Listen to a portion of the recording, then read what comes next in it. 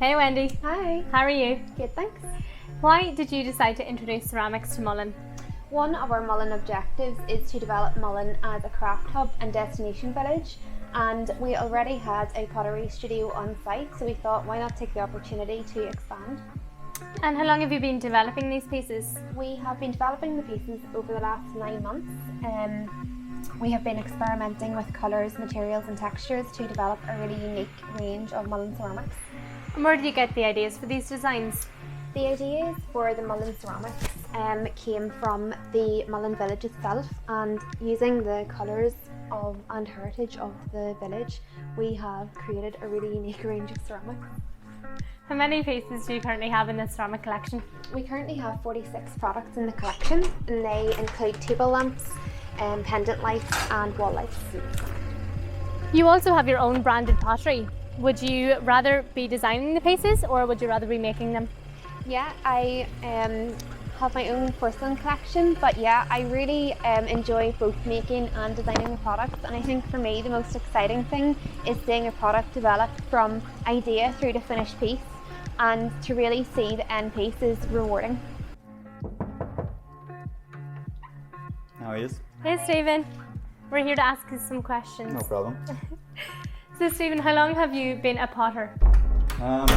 Well, I started in college in 2010, and then I worked for another potter after college, so maybe 10 years on and off. And what's your favourite thing about pottery? Oh, there's a lot of variety in things that you can make, and there's a bit of chemistry, there's a bit of science, and you get to play with fire. How many people work in the studio with you? Just myself at the moment. And what are you working on at the moment? We're doing a bit of marbling at the moment. We're trying to get a natural marble finish to use as one of our finishes for all the products. How do you achieve the shine on this finish? That's a glaze on that particular piece there. These lights over here, how do you achieve the crackle on these? Sodium silicate and a heat gun.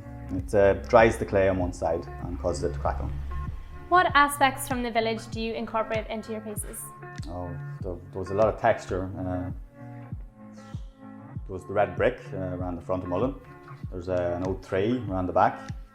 And we wanted something different than polished pieces that Mullen already do at the moment. Are all of your lights available in these 3 colours? Yeah, and they'll soon be available in marbled. How long does it take you to make one light? 2 days. 2 days. It takes longer though, because it takes a while for them to dry, and then we have to fire them, and that's another 2 days. Then we add the stain, that's another 2 days then to fire that again, and so maybe 2 weeks altogether. What is your favourite thing to make other than lights? Other than lights, I like sculpting people, faces as well. Oh, interesting. I see you have some mugs on the shelf over here. Yeah. Are we going to see some of these in the Mullen range in future?